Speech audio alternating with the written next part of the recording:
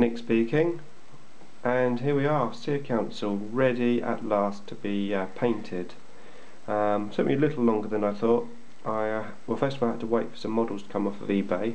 They eventually turned up and got those all sorted out. I also had to come up with a new idea for the bases here, which I'll talk about in a minute. So I've got basically 10 warlocks altogether, and the idea was I wanted 5 with spears, 5 with witch blades, so that my Seer Council basically I can change around as and when I want them. They're all magnetised, as you saw in the previous video.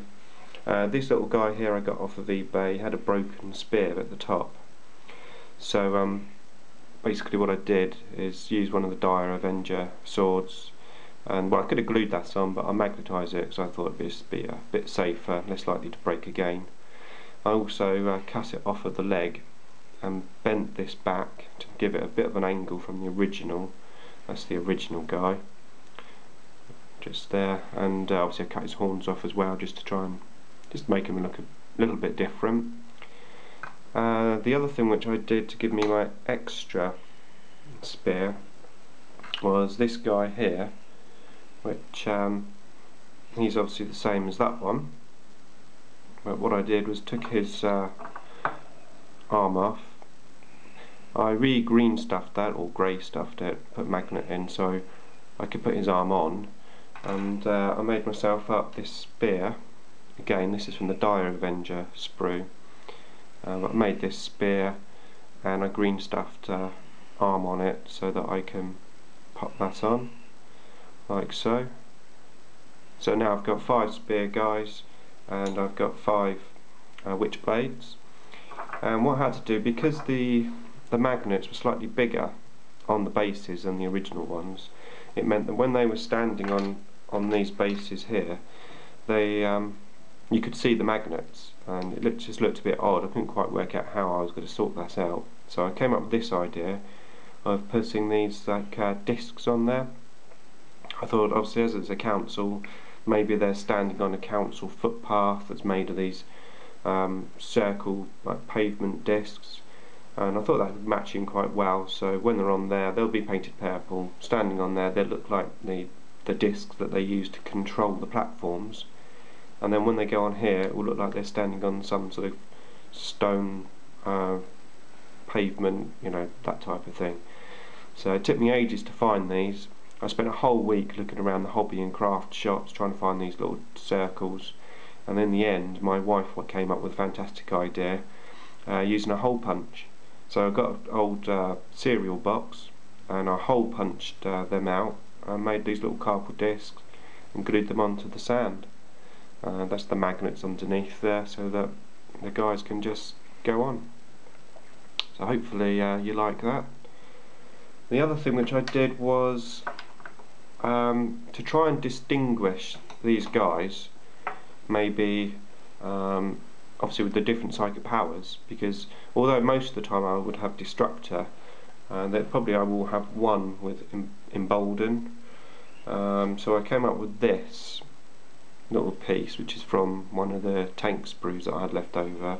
Put a magnet on, and I thought I could just magnetise that onto the back to indicate that he's got one of the different psychic powers. And then possibly if I had an enhance, I made another one up so I could put that onto the other base. And what I'll do is I'll paint these different colours, so maybe that can be purple for Embolden, and I might do that a blue colour or something for enhance, so I can distinguish which warlock is which. So, coming on now to the sexy Farseer which I had, which is the Come On model. Basically she was sort of floating in the air on these like smoke ribbons, and the base became quite flat. When I had it onto the platform, it just didn't look quite right. So what I wanted was more smoke and stuff around her as she uses these psychic powers. So I cut the whole base off here, and I put this little magnet design underneath, and I came up with this here. I'm hoping it will, when it's painted up, look like smoke. You can still see some of the ribbons climbing up the leg, so it's still going to sort of match in, hopefully. What this is, it's I'll show you what it is actually. I'll quickly stop the camera and I'll get what I used. Okay, so this is what I used. Gal Force 9. It's basically this like scenic material. Yeah, so it's quite spongy actually. But I glued that on around her base in little bits. I built them up. Glued them on with a bit of super glue just to build up the shape. I then got PVA glue and just put it all over, filled in all the gaps, waited for that to dry. It went all quite hard, and then I got a lighter and I just gently burnt it around the edges because I wanted to get rid of any of this light material here. It seemed to work quite well. I'm hoping, as I said, that it will look like some sort of like smoky, cloudy thing around her. I did her a base as well, so that again I can just have her walking as well, or not walking, like so.